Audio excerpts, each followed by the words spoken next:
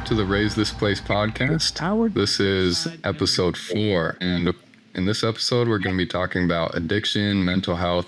We have a fantastic guest who has been in the coaching field with addiction, mental support, and me, as someone who's gone through addictions in the past, have found great benefit from meeting this wonderful human being and kind of, working through mental health stuff.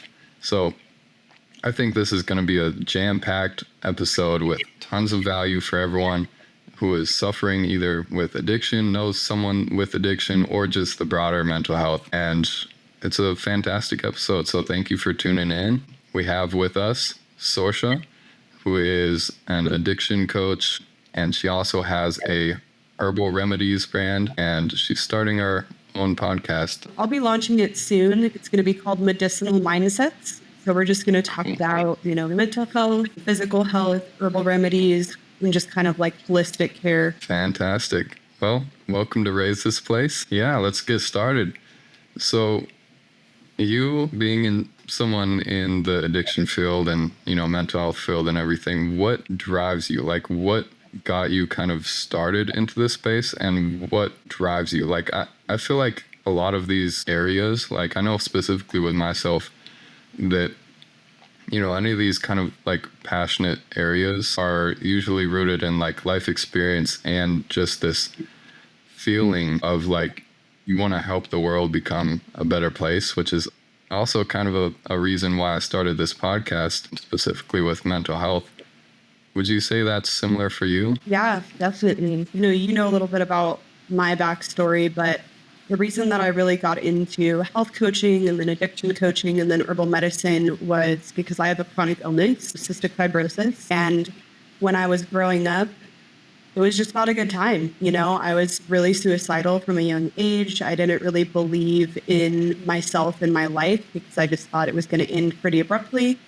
I was given a life expectancy of 18, so I was just kind of hopeless and didn't really see a point, honestly. And so when I kind of started coming out of that and I got into holistic health and I started really healing my body and my mind, I just got this really intense passion for trying to help people believe in themselves and believe in their lives and believe that they are the creator of their own life and they can improve their health and their mental well-being and just have that quality, that quality that I never thought was possible. I think it's hard to see that when you're so deep in addiction or you're so deep in, a bad health state. You think, well, this is never going to get any better, so what's the point? So that's really my main driving factor is I figured that out for myself, and now I just want to help others. 100%. I see so much alignment with your story and mine. It's quite incredible. And I, like when you were speaking, I thought of something that really kind of hit home with me. You don't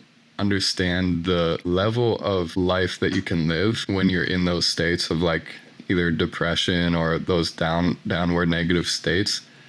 Like I know for myself, I could not have dreamed of what just living holistically, living with proper mental health in mind, like just the pure quality of life that you can achieve is completely, it's in outer space. It's not even thought of when you're in those particular mind states. And that's obviously, to be understood or to be assumed, because those mind states, I feel like, it's pretty crappy. It's from situations, but I feel like situations, when you're given a worse hand in life can honestly be much more of a gift than anything else, right? Like, I feel like the stuff that I've gone through personally, I think that, like, I would not take any of that back for anything, right? Because those experiences and that understanding just of the depth of where your mind can go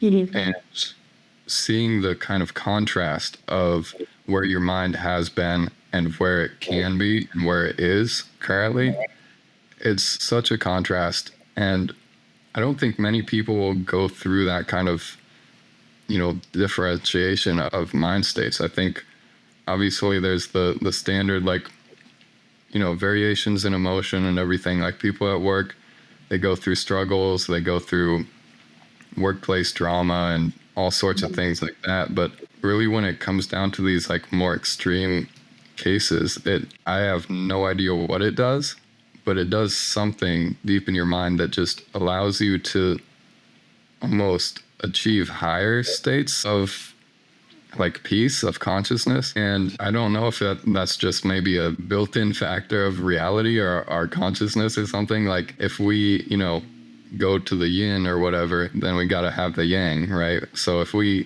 have like a really low, I think naturally it has to balance out. And if it doesn't balance out, that might interfere with the universal idea of like entropy or something. I don't know if you have any thoughts on that, or if that's like, is that like a built-in thing in our consciousness, or what is that? Yeah, I don't know. I feel like I can think about it in so many different ways. I completely agree with you. Like there is like this pendulum swing. And we even talk about that, in addiction recovery, where, and just to use as an example, if you are so used to chasing like these dopamine hits and all the other things that, drugs and alcohol can give you, when you do that for so long, when you finally stop using those things, you're going to have this negative pendulum swing, right? Where maybe you're going to experience like a lot of depression, a lot of unfortunate physical symptoms. And that can last for a really long time, depending on how much you use and stuff like that. But that is literally just your body naturally balancing itself back out. Like that's a process that you have to go through. And I think you have to have a lot of patience with that process. And honestly, gratitude, and just try to keep remembering, like, this is my body realigning back to itself. So with that example in mind, mental health, I completely agree with you on every level. Like, I will never, think less of anybody who hasn't gone through anything, but almost everybody I know, particularly like my inner circle of people that I like to be around, have honestly all gone through tremendous traumas and things like that. Have been, all of them have also struggled with substance use and things like that. But I do think that it puts you in this mind state when you come out of that, of like such intense gratitude and seeing the world so differently, and having all of these minuscule problems just kind of seem so small in comparison. And it really kind of shows you what your values are as a person as well. Like as an example, I had multiple near-death experiences before the age of 10 years old. And so I think I had an ego death pretty early. And so, because, when you're lying in a hospital bed and you're told that you're going to die, I was not at all really even thinking about career innocence or what I had done up until that point. Like the main things that I was thinking about are my connections with the people that I care about and the interactions that I was having with the world, as well as, do I feel like I have a sense of purpose and belonging in this world? And unfortunately, the answer to a lot of those were no. Like I wasn't anywhere near what I wanted to be with that. And so from a really young age, I really dove deep into my values and completely started changing the way that I perceive the world because of that experience. So I think you're right. Like some people just don't have those experiences and don't get to reach that specific level of consciousness. And, maybe they have strengths in different areas or different levels of consciousness in different aspects of life. But I do think you have to go through the hard shit to be able to see things from a certain perspective. Yeah, 100%. That is so... I'm trying my best to get into this like understanding of, because I've had rough experiences, but having multiple near-death experiences at that early in your life is like, I don't even know how to like wrap my head around that, because those are things that are incredibly life-changing. And yes, you could say like, in a good way, I don't wish that on anyone. I feel like it set you up for a good kind of understanding in the first place, right? If we're staying positive, looking at the positive side of everything, you were able to see through all this smoke and mirrors and everything at a very young age. You were very early on understanding that what matters most in life is connections and how you go through life, like your operation, your understanding, the connections you form, the experiences you have, from an early age, like that is something that, I wish more people had. And I wonder if there's a way to help people see some of those things without having to go through those rough experiences, those traumatic events. Like that would be like key, because you don't want to put people through that stuff. And so there's a couple things that I got from that incredible story, by the way. I had a question about, so you were bringing up like how most of your circle also has trauma and everything, and that's who you relate to. This is kind of like sideline or whatever. Side foot. Trauma bonding. Yeah, what the heck is trauma bonding, and why is that like deemed as a bad thing? Like that kind of got taken into the zeitgeist. Yeah. I feel like it's kind of an attack on like people who actually, have like real traumatic experiences in their past, like you and me. I don't understand what that is, pretty much. And why is that like a thing that people say, like, oh, we're trauma bonding, like, oh, that thing, like, it's kind of weird. And I don't know, I don't have like an opinion on it, but it feels like, I don't know, just like everything else that kind of gets into that mainframe or whatever is kind of reduced. I don't know if you have any ideas on that, or if I should word that differently. Yeah, well, I think I am resonating. I know before, like, we talked about labels.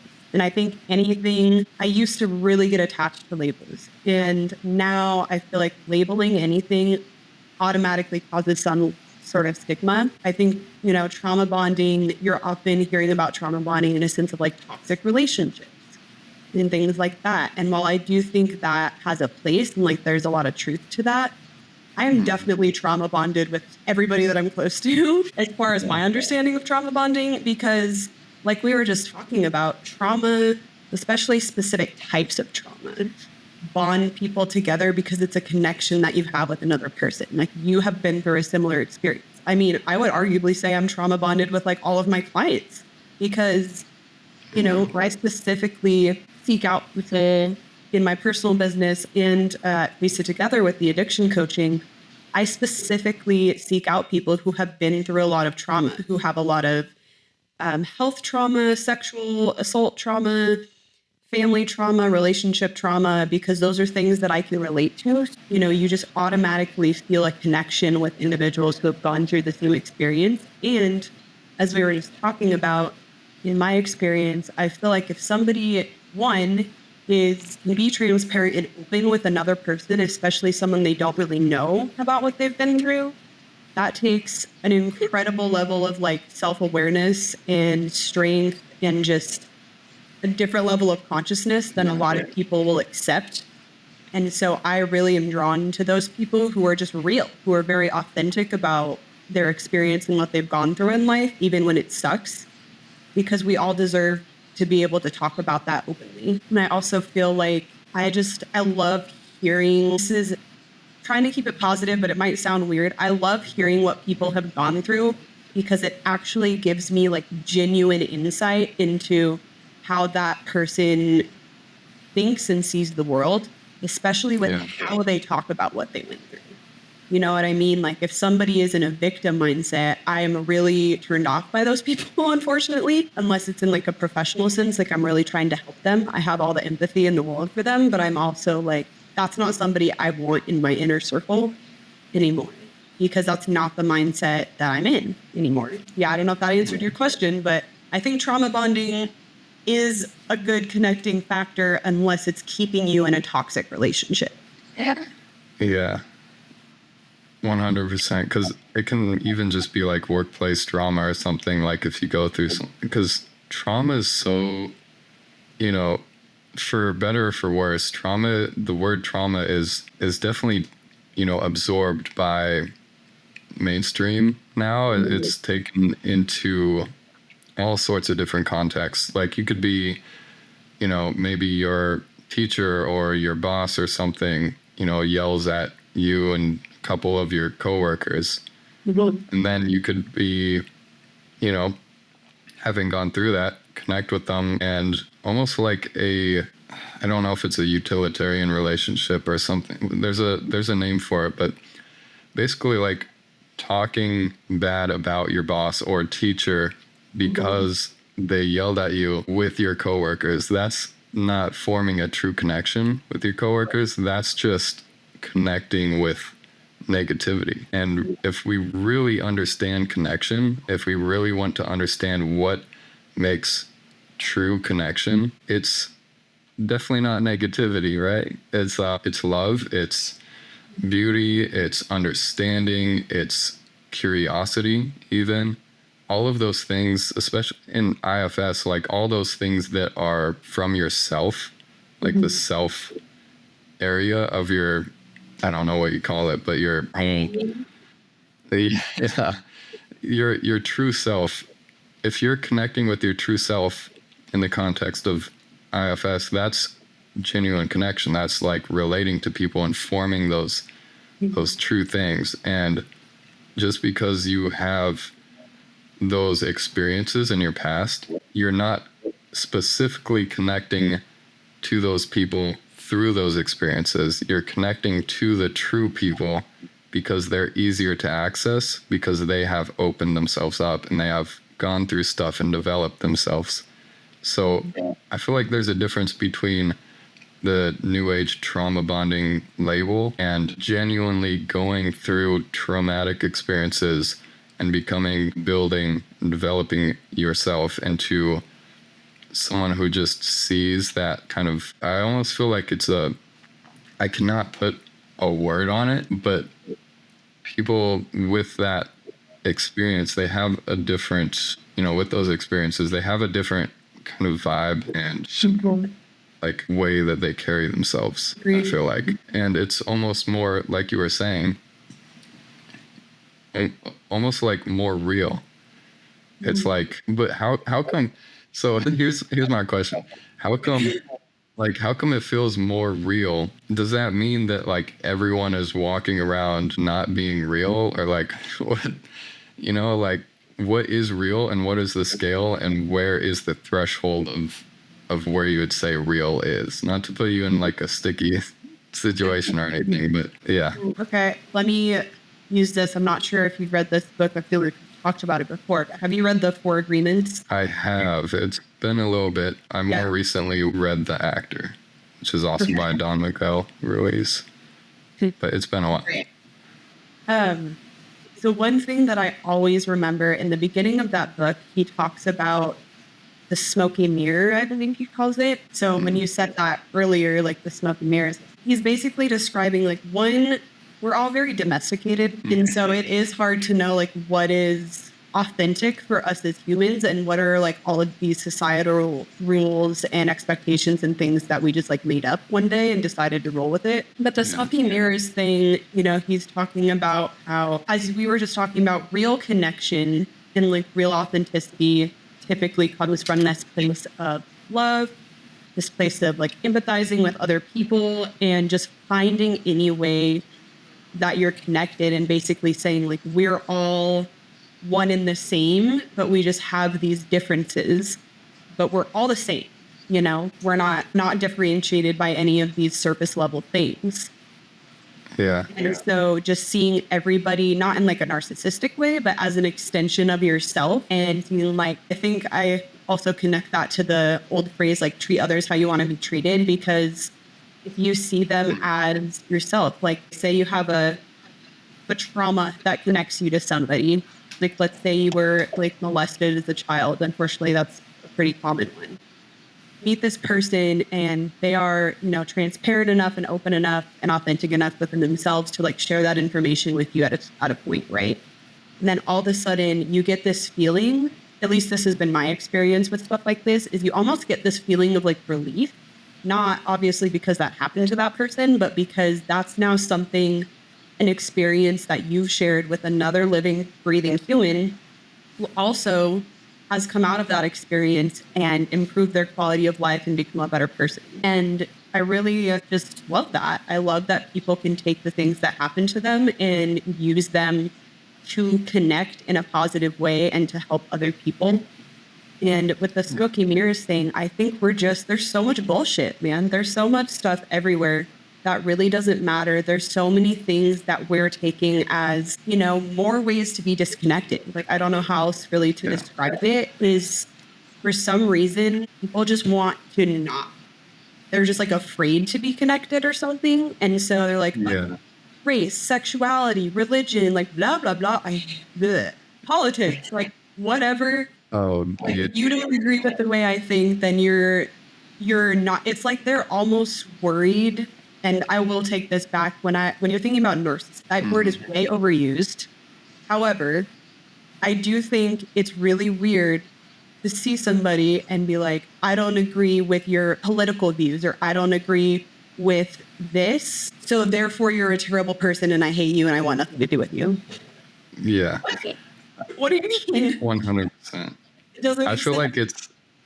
like it's almost a form of hedonism, right? Because it's like a misguided or ignorant form of hedonism that you're engaging in this stuff that makes you upset. But there's something deep inside, something tribal that really makes you want to engage with that stuff, like melodrama or workplace drama, or like you said, politics and religion, and hating everyone else for pretty much viewing the same thing with different words or whatever. Like, what's going on there? Why? I really don't get it. I think that it's difficult for people to leave, just as it is, leave the rat race. I think it's difficult for people to leave the mind games, right? Yeah. I think that there's a lot of experience and a lot of like deep down tribal attachment to these, archaic things, these reduced things that are very, highly material. And you can say like, hey, I'm a part of this tribe and I don't like your tribe because they use different words. And,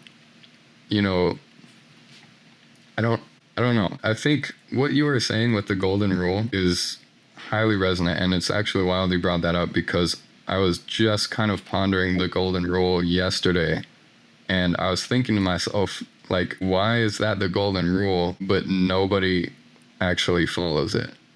Like, I find myself doing the same thing. I'm like, why does no one follow it if this is the one thing that will be the most beneficial to follow? I don't know. Like, it's written in schools and everything. You see it hanging up, but it's like, it tends to leave you a little bit. It tends to, you don't get reminded of it too often. And I think the more that we remind people, like, treat people as you would treat yourself.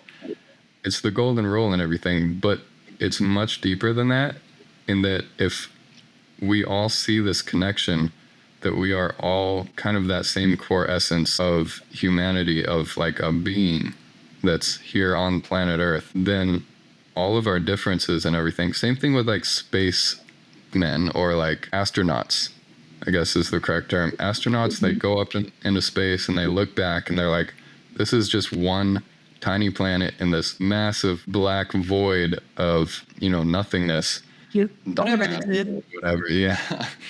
And, they see like, okay, there's literally no lines. There's no lines drawn anywhere. You don't see religion on a map. You don't see language on a map. You just see, this blue and white and green dot. I guess in this case it would be a sphere if you're just looking at it from the space station, something. But you see that, and it's like, then you go back down and you go into your workplace and you forget all of it, because there's these very small melodramatic things that happen. Either someone says something and their tone feels off. Can you imagine, like, you're on this massive planet in the middle of nowhere, and in this very minuscule moment in time, in this very minuscule area of this massive world, you're stuck up and ruining your day on the tone of what someone is saying because it sounds off to you. It's kind of ridiculous if you think about it, but that stuff is built into our psychology. It's, we're in 2025 running on, brain power that's from I don't know, thousands and thousands of years ago. I don't know the whole history of humanity and everything. But okay, to circle back a while back, I have a note here. You were talking about dopamine and that kind of, this is very early on the pod, dopamine and that kind of swaying back and forth, that pendulum. I recently was doing I was doing a video or a post or something on this.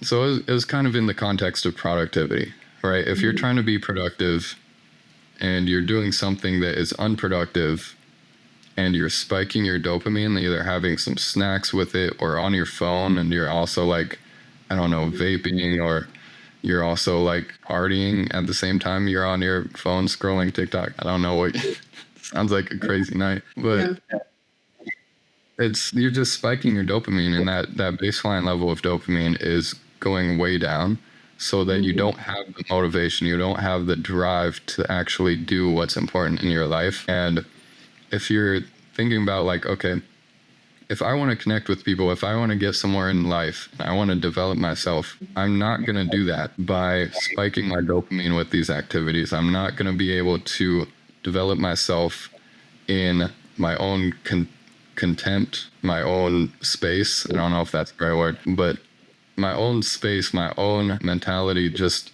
sit here, be bored, and think about how I can improve myself, or think about the cosmos or something, whatever gets you moving along the path, right? That spiked dopamine is completely filling up everyone's parts of their day where they would be bored, where they could sit out on the porch, where they could, think about these things and develop themselves or make connections.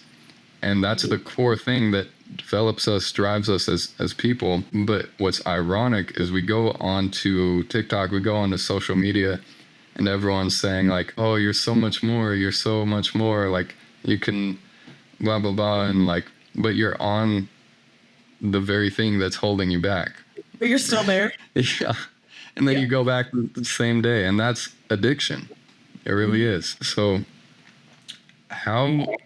what tips would you have for people who are going through that, which is probably everyone ever, but what would be the first steps to kind of get in the direction of self-improvement, self-awareness, development, and that kind of thing? First step, be honest with yourself. Don't give yourself excuses to do it. And the main theme that I always hear with the dopamine is delayed gratification is key.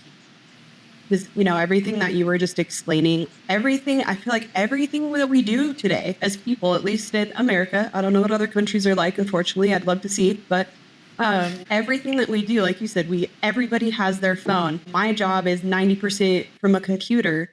We've got everything all around us, from food to freaking social media to porn to all of these things that can give you, and even people like dating apps, give you this quick hit of dopamine in areas where you should be relying on that delayed gratification to actually reach a goal. And so I feel like step number one, be honest with yourself. And step number two is do a dopamine detox. That was super helpful for me, but it is very difficult in society now, because that involves literally identifying everything you just mentioned, which is usually people's entire day, in sitting with the super uncomfortable feeling of being bored so that you can self-reflect. And, that's also where inspiration and creation comes in. I could get inspired by scrolling through Pinterest. I'm like, oh, that's really cool, I want to do something like that. But 9 times out of 10, when you're consuming and not creating, it causes a lot of depression and this feeling of disconnection and stuckness, I guess, because you have all of this creative energy that's not going anywhere, and you're just suffocating it with consuming things that other people have created. And it's just weird. It's a weird dopamine. I don't even know what it is really. It's messing up your brain. I feel constantly weird. I think just detoxing from dopamine and trying to intentionally implement the delayed gratification piece of things with relationships, with social media as much as you can, putting a serious time limit on that. With food, I think it all just comes down to making the healthiest decision you can in the moment, which we've talked about a lot of just like, yeah, I want to scroll on my phone, but if I focus on work for the next 3 hours, I'll actually get something really important accomplished and I'll feel a lot better. And you have to do that. Like you can't expect yourself, you are saying, to feel the same level of fulfillment and gratification when you're taking all these big dopamine hits all day, because you're not going to feel motivated to do anything if you can get on your phone and doom scroll for an hour and get the same level of dopamine, but it's not real dopamine. That's a weird way to put it because it's releasing dopamine, but It's like real food and fake food. Like you can still eat it, but it's going to be better for you. But it's going to fuck up your body. Yeah. So that's exactly what you're doing with all the dopamine hits. Like, it's giving you what you're craving, but it's not benefiting you in any way. It's just fine. I don't believe that it does at all. I don't think instant gratification is good for anything, really, in my opinion. Yeah, it's like a layer of hindrance, right? Like even with, the boredom and creativity, like if you're bored, that basically equals like inspiration because you're allowing yourself to, I think like Rick Rubin and all the, top creative people are talking about like the muse and everything. Like you have to allow yourself to be open and to let your brain flow. And what we see so many times is when you're constantly stimulated, when you're constantly taking things in and driving that dopamine up, your mind doesn't actually have a time to settle, right? It's like shaking a bottle of sand. All that sediment is up in the air and you don't have the time to let it settle and see where the bottom is. And that creates chatter. It creates chaos, right? In your mind. And then people will go around and they're like, why can I not control my mind? Why can I not control these thoughts? It's because you haven't allowed yourself to sit with your thoughts, to sit with your mind and let things flow. Because, that's the root of a lot of anxiety. It can be the root of depression because maybe you have something that was bothering you, but you block it with your phone. It's the same thing as blocking it with, alcohol or drugs or anything like that, because you're still stimulating your brain and ignoring the kind of boredom that allows you to understand yourself and allows you to understand your brain. And same thing with like dating apps and everything. Like if you're not going through the pain of like going out there and everything, you have to develop yourself. Same thing with like creation. If you're not taking the time to create something, if you're just consuming, you're getting pretty much, you're just reducing your capabilities. And that kind of ties into that idea of doing one hard thing, like one very hard thing a day, whether that's going to the gym, whether that's sitting in your boredom, which is very hard for a lot of people, or like, cold plunge or something. Just do something difficult, because that comfort zone will creep in, and it's perfectly creeping in exactly related to the actions that you do in your day. Like it's not just something that, just here's my comfort zone or whatever. Like it is directly related to how many times you're doing things that are comfortable and how many times you're doing things that are uncomfortable. And that sounds obvious, but I feel like if you're framing it as something that you have to keep broadening, because it's a constant, not fight, but it's a constant kind of effort that is more worth it than any effort. Because if you're building yourself, if you're growing your comfort zone, and like you said, if you're putting that energy into things that are productive instead of unproductive, you can, really find much greater mental health, much greater perspective, and have that agency and gratitude that are so essential to having proper mental health and the best quality of life. Agency and gratitude are the most important things, and you can't get agency and gratitude by letting the world control you. pretty much. So yeah, I think that's really essential. And honestly, like I'm sure, people hear this all the time, but again, it's a struggle with addiction, and addiction is very, very difficult to get over. So I don't know, what would you say are some additional steps? Because I think we kind of hit one of them, or like one, and then kind of got into the whole boredom thing and that stuff. And what other tips would you have for people that understand this and see this? Because I know for myself, there's been a lot of things that I see and I'm like, okay, I need to do this. And then it's like 3 months later, oops, right? So yeah, what would you have for maybe a number two? As far as the dopamine and addiction stuff. Yeah, for getting over the addiction just in everyday life, like phone addiction. Yeah. Just to kind of open the door a little crack or something. Yeah. I do, I really like what you said, which is a common theme of doing uncomfortable things intentionally so that uncomfortable things become easier in the long run. For instance, my favorite way to start the day is to get up a ridiculous time in the morning, like 3 or 4, and go to the gym and lift and do like the heavy lifting with warm-ups and stuff like this.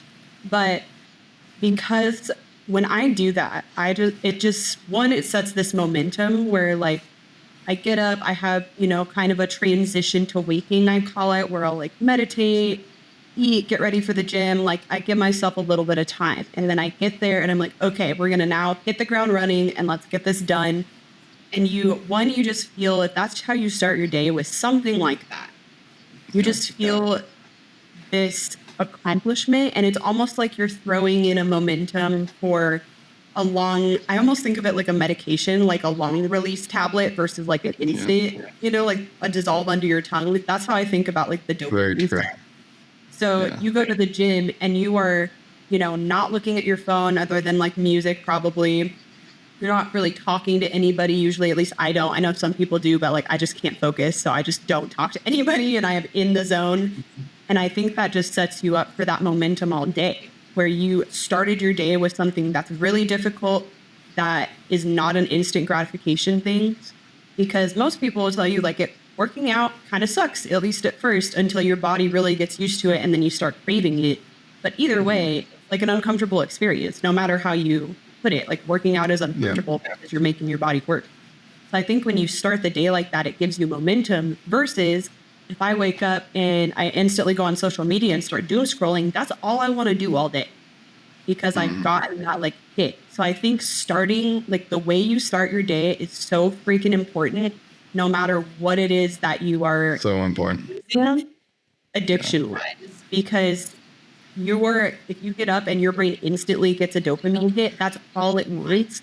But if you get up and you delay that process as long as possible, you're training your brain. So I think the way you start in your day matters tenfold. I think that would be next step, is you look at that, like detox enough to where you can find the line, because some people they're not even aware. You know what I mean? So if you can even like dip out of work and go ghost for 3 days, I highly suggest that, just to get yourself to a point where you can recognize what's happening. And I think I had a lot of those experiences unintentionally as a child, sitting in a hospital for weeks at a time by myself. So I had lots of reflection time to figure that out. But when you have to give that to yourself intentionally, it's not as easy when you're a working adult, but I think it's definitely worth it. Master your mornings Ooh, I like that. A mantra that I have been just all in on. Going to the gym in the morning has been one of the most, if not the most important things for having a productive day and just getting shit done during the day, right? If you're doing that hard thing, there's the whole thing of like, make your bed in the morning. That's sure, you should make your bed in the morning and everything, but do something really hard outside. Like go outside and lift some heavy weights, because that will set you up for a fantastic productive day. And if I sleep in even just an hour or 2 hours, my whole day is genuinely ruined. Like I'm not even overstating that. It's genuinely ruined. Like I don't get anything done. I'm not able to, and that could be, I don't know, neurodivergence. We could talk about neurodivergency and that sort of thing, because that could be ADD. I was diagnosed with ADD a while ago, and I think recently just like reconfirmed it or whatever with a therapist or something. But, you know, that could just be something that you have to do as a neurodivergent person, right? If you're able to find something that works for you, like making your bed in the morning, or maybe taking ginkgo biloba, or taking lion's mane, or, you know, going into the gym and working out, do that thing like your life depends on it, because you can't get that time back. And if you're wasting days, just learn from it. Don't beat yourself up. Learn from it and try to be consistent. Don't ever go more than one day without it.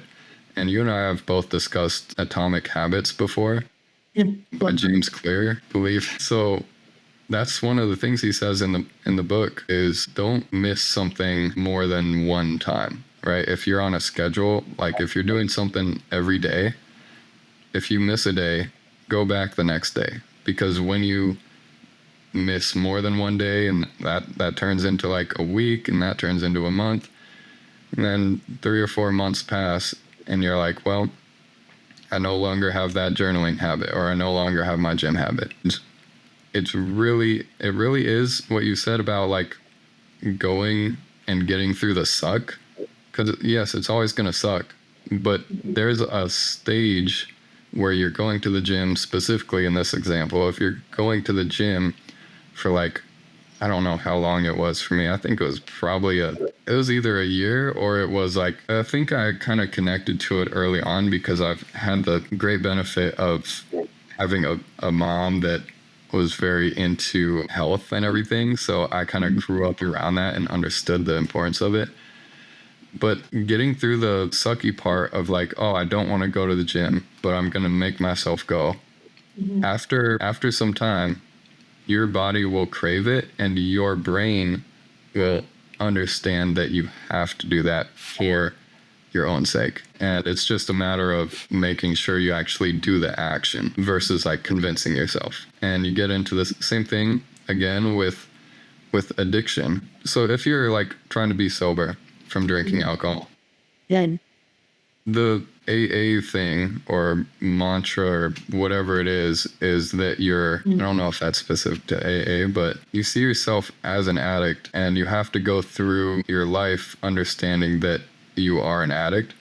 But recently I was at a kind of speaking event, and it's actually like from the same place. You know his name. I won't like bring it up or anything, but he was talking about how it gets easier when you're trying to get over the addiction of alcohol and everything. Like you no longer crave alcohol in this specific example. So it's pretty much the same thing. Like you can just get used to a different state of being. And I think where most people fail is that transition. It's not about getting, to the actual end result. It's about getting over the transition. That's 90% of the work. So I spoke a little bit on like ginkgo biloba and lion's mane and everything. I was wondering if you had some insights on, is there maybe any herbal remedies that could help with addiction, or, maybe help people make that switch, make that transition, or get through that transition easier that you would know of? Yeah, definitely. Maybe I'm asking for magic right here. Well, big question, but I can still answer it, I think. Sure. No, I think there is a lot that you can do holistic health-wise to help support your body and your mind through that transition. And it kind of differs based on your substance of choice. So I personally, through this experience and through education, have started viewing substance use down flat as like a coping mechanism. Because I've never met anybody who uses substances constantly, whether it's heroin, alcohol, sugar, whatever it is, video games, who is not trying to get a break from their reality in some way. So when you're going through that transition process, I think about it in a very holistic way, but supplement specific. It differs by substance because I think you need to basically help your body heal from the specifics that that substance does. So for alcohol, for instance, that has a huge impact on the liver, right? We all know that. So when you are trying to stop drinking alcohol, two huge things that they talk about in herbal medicine is one, replacing, because half of it is like a sugar craving also, right? So also knowing how alcohol interacts with your body and then going in and saying, how can I support this transition and these processes that may have been damaged during my use of this substance? So if your liver is really damaged, then you need to take supplements that help detox your body and help strengthen your liver and things like that. If you smoked a whole ton of weed, like I did, you need to detoxify and heal your lung tissue so that you can breathe correctly, because a lot of people will get really bad anxiety problems with weed because they're just smoking all the time. And like, no matter what, smoking damages your lungs. So I think having contextual information is so important with health because everybody's so different. So you got to take into consideration what you've been using, the damage that it might do, and what normal body and mind functioning processes that it affects. So you can then turn around and help support those processes with your supplementation, with how you're eating, your sleep, all the big things. But one that I could give probably across the board for any substance is adaptogens, like you were saying, lion's mane, cordyceps. I always say that word wrong, I feel like, but any of these things that help your body adapt to stress is going to be huge, not only through that transition process, but also in recovery. Although we're not in like that primal hunter and gatherer life anymore, like it's still a cutthroat world out here in a lot of ways. And we have stressors constantly around us, and honestly, even more so because we're constantly stimulated all the time. So things that help you adapt to stress, things that, help your anxiety, like not consuming caffeine is my number one. And I really wish people would get that through of like, as you're drinking a Monster, right? But and not for everyone, caffeine is one of those things that can be really helpful for specific purposes, but I do not ever recommend taking it every day of more than like 50 to 100 milligrams a day because it increases anxiety. It doesn't matter who you are or what's going on in your life, like it increases your capacity for anxiety. So when you're withdrawing, you want your anxiety to be as low as possible. So cutting out caffeine, cutting out processed foods and sugar, like things that we should not be putting into our body anyways. Like, please help your body. Please just help your body. Like, treat it, baby the fuck out of your body. Please do it. Stop eating things that are going to give you another hit of dopamine. That's a factor as well. Like, stop doing things that are going to replace the dopamine of whatever you were addicted to with another addiction. Like, a lot of people will stop drinking and then they'll get addicted to sugar or smoking or whatever. I'm like, please refrain from, like, if you're going to detox, like lock yourself. I have a member who locked himself in his apartment for 3 days, told everybody to not contact him, ordered groceries, and that was just on his own. We didn't even talk about it. He was like, this is what I did. And that was from like meth, So he woke up one day and he was like, fuck this, I'm not doing this anymore. And he got some supplements that I told him about. He set himself up for success and he didn't allow any consumption. He wasn't watching movies. He wasn't doing anything. He was just like, I'm going to do this. And like, just bare knuckle it. Yeah. Exactly. There's a statistic that like, what is it? 80% of people actually get sober on their own or something. Isn't that kind of wild? Like people just have enough of it, and avoiding, I guess, let me backtrack a little bit. In context, I'm drinking a Monster because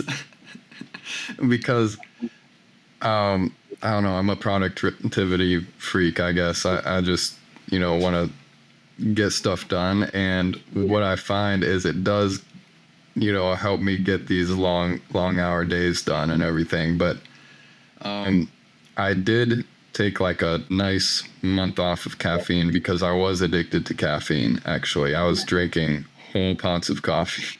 That's not good. And I drink black coffee. Like I don't put creamer or anything. that's a little better because that's not sugar and everything. Harm reduction. Yeah, exactly. But I was addicted to coffee. I might be re-addicting myself with these, but we'll see. I did just get 3 literally when I went. So hey, all right, look, I'm gonna try my best to taper my Monster intakes. I'll try to what is it? Yerba mate is really good. And then like a cleaner source of caffeine. Yeah, cleaner source of caffeine. Our quantity is so important as well for Yep. Ashwagandha and ginkgo biloba are 2 that I take when I struggle with anxiety. Yeah, those are beneficial because I think ginkgo biloba is supposed to help a little bit with like ADD, ADHD symptoms, and that sort of thing. Lion's mane. I want to share my love for lion's mane. I have taken lion's mane for, it's probably been like 4 years now. Yeah. And not consistently because what I do is I do like 1 month like building neurogenesis, and clarity and just kind of like stacking. And then I'll take a few months off and then come back to it.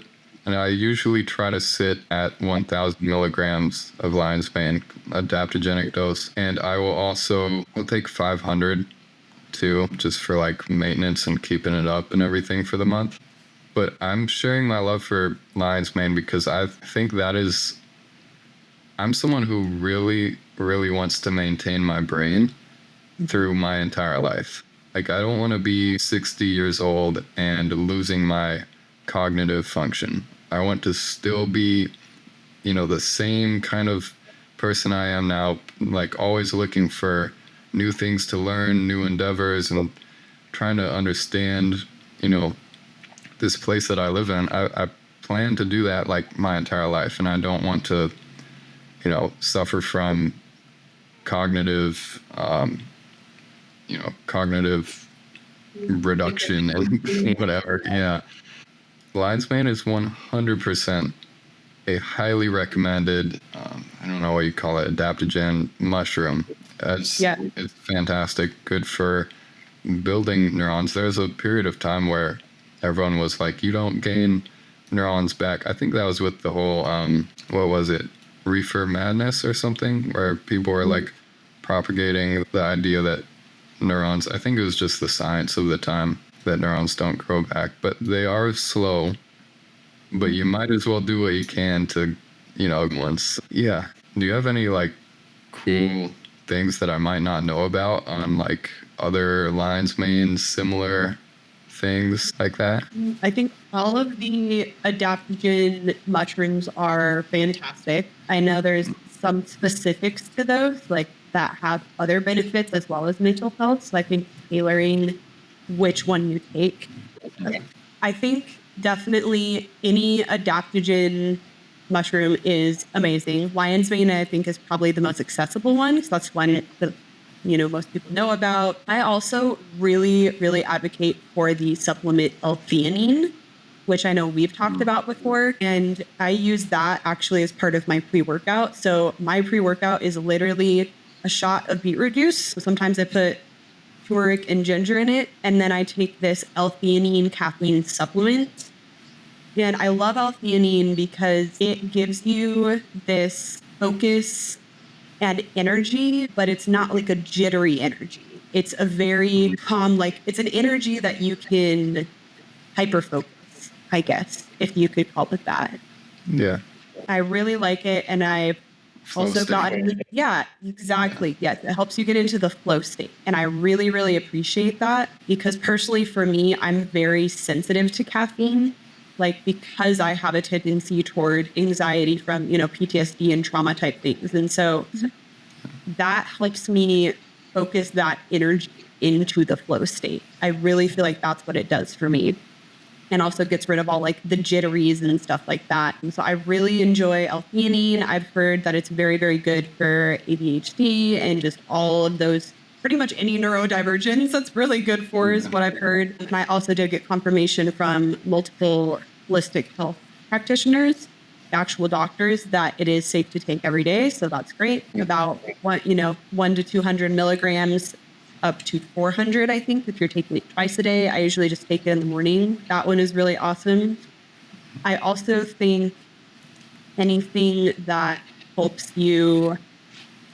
Okay, I'm going to throw this in there. Feel free to cut it out if you don't want to talk about it. I would like to mention psilocybin for sure. I will always advocate for that, really. I don't know about the whole, like, I'm not doing it with an intention of tripping my balls off and getting super fucked up. It's just without regard for my French, but that's just how I think about it. But if you're using it in a medicinal purpose, I think it is so freaking helpful for neuroplasticity and rebuilding those neurons and like giving them a path to grow in. Like the way that I think about it is if you want to regrow or remove connections or whatever it is that you're doing, and you need a spot for that seed to be planted and that seed to grow, which I could go into an analogy about that with the Voice of Knowledge by Dan Miguel Ruiz, I think is how you say his name right. But I think it just allows this open space in your brain for any of those things to happen. Like it just needs a space to come in and allow those changes. And that's what I get. Like, I will be on a microdose regimen every once in a while. And I don't enjoy actually getting super intoxicated at all, like from anything. So the microdosing is my favorite because it makes me just more open to everything. Like I am just kind of observing the world in a much more open and like empathetic way. And it allows me to take on like differing perspectives and things like that without that block, that smoke, as we were talking about. Like I think it just removes the smoke. That's what I feel like psilocybin does personally for me, is it removes the smoke and it creates that space to either lengthen, strengthen, connect, remove, like whatever in your brain that needs to be happening. It's like giving it a little workspace, Yeah. So I really advocate for that in a healthy way as far as doing it medicinally. And quite honestly, 90% of the really creative people that I know do that almost every day, like a normal supplement. Because when you're microdosing, especially when you do it every day, like you don't get any psychoactive type of effects from it. You're just experiencing the openness and the flow that it gives you. And I think it's easier to be connected and present with what's around you as well when you're taking that. So I will advocate for psilocybin 100%, especially in the treatment of other substance use, of changing your mindset. I don't know if you've ever seen How to Change Your Mind, the show. I've read the book. I haven't, or listened to the audiobook, but I haven't watched the documentary. Yeah. It's good. Because, I think like we've talked about so many times, mindset is everything. You can be doing all the things. You can go to the gym. You can eat healthy. But if you have a really closed, shitty mindset, like you're not going to go very far because the way that you see the world is like not helping you connect with the world. And you're just going to feel disconnected and not good enough for all of these things. And maybe that's a tribal thing of us wanting to be connected and be in a community, or maybe it's, the divine and whatever your interpretation of that is, even if you're an atheist and it's just luck or something, but it just helps you connect. If we're talking about powerful neuron building, helpful, like everything that we are talking about, that is definitely something that covers all of those bases in all the most powerful ways. Like I think there's something called like the Stamets stack, where you take that with lion's mane, and I think there's like also cordyceps or some other mushroom in there.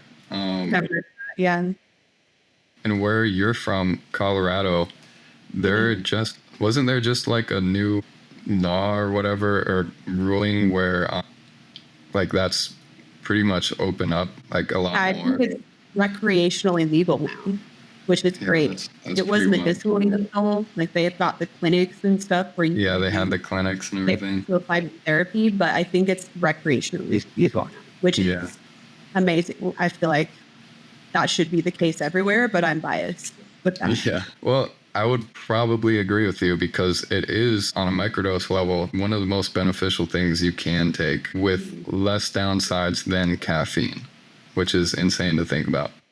And Like that's, really, yeah, it's tons and tons of studies. I think there is an actual one from like, I can't remember exactly where, but if you just look up like most harmful drugs or whatever, caffeine and weed and like everything else is all the way up there or like in the middle, and then psilocybin is all the way on the bottom. So I would definitely say I'm unbiased, but because it's just a pure fact in my eyes that is definitely something that we need to have more propagated. So yeah, and for like the large experiences and everything, of course those are available. I am 100% very, very adamant and keen on telling people to do that with a professional.